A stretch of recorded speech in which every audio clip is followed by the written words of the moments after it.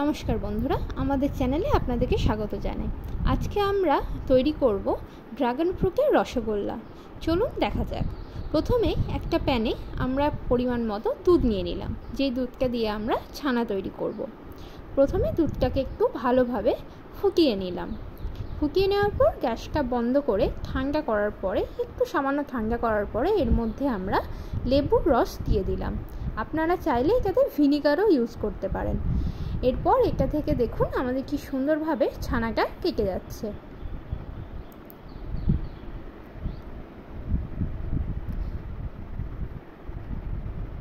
দেখুন ছানাটা আমাদের কত সুন্দরভাবে কেটে গেছে। এবার এই ছানাটাকে আমরা একটা পরিষ্কার কাপড়ে, নরম কাপড়ে ছেঁকে নেব এবং সামান্য ঠান্ডা জল দিয়ে এটাকে ধুয়ে নেব। এটা ধুয়ে নিলাম যাতে লেবুর যে একটু টক ভাবটা এই ছানার মধ্যে না থাকে এবং ছানাটা সুন্দর এবং ফ্রেশ হয়ে যায়। এবার এই ছানাটা থেকে আমরা সমস্ত জলটা নিংড়ে বের করে নেব।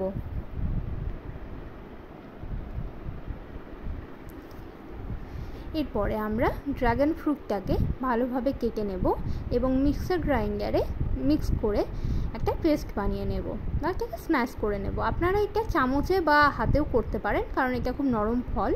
তো আমরা এটা মিক্সার গ্রাইন্ডারে করছি।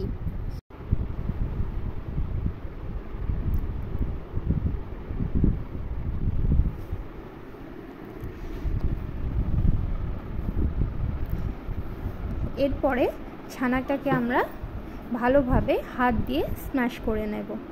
এটা ভালোভাবে আমাদেরকে দলে নিতে হবে। এরপরে 1 চামচ ময়দা এবং পরিমাণ মতো ওই 1.5 চামচ মতো গুঁড়ো দুধ দিয়ে দিলাম। এরপরে এটাকে ভালোভাবে আমরা মেখে নেব। হাতের তালু দিয়ে আমরা এটাকে মাখতে থাকব। এবার এর মধ্যে 2 চামচ মতো ওই স্ম্যাশ করা ড্রাগন ফ্রুটের রসটা আমরা অ্যাড করে দেব।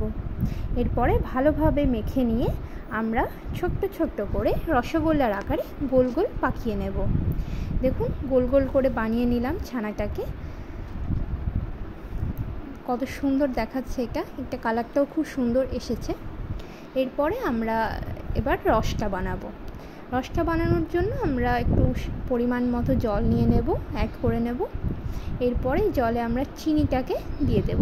চিনিটা আপনারা নিজেদের স্বাদ মতো পরিমাণ মতো দেবেন। এরপরে চিনিটাকে আমরা ভালোভাবে গলিয়ে নেব। এবার এর মধ্যে একে একে এলাচ এবং তেজপাতা অ্যাড করে নেব। জলটা যখন ফুটে আসবে এর মধ্যে একে একে গোল করে রাখা ছানাগুলো আমরা দিয়ে দেব।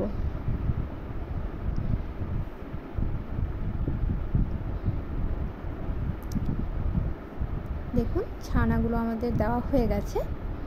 এবার এটাকে আমরা কিছু সময়ের জন্য ফুটতে দেব এবং ঢাকনা দিয়ে দেব। যখন এই রসগোল্লাগুলো জলের উপরে ভেসে উঠবে তখন আমরা বুঝতে পারবো যে আমাদের রসগোল্লাটা রেডি হয়ে গেছে। দেখুন আমাদের রসগোল্লা একদম রেডি হয়ে গেছে। আমাদের এই রসগোল্লা রেসিপিটা অবশ্যই যদি আপনাদের ভালো লেগে থাকে তাহলে লাইক, কমেন্ট করবেন এবং আমাদের চ্যানেলটিকে সাবস্ক্রাইব করতে ভুলবেন না। ধন্যবাদ।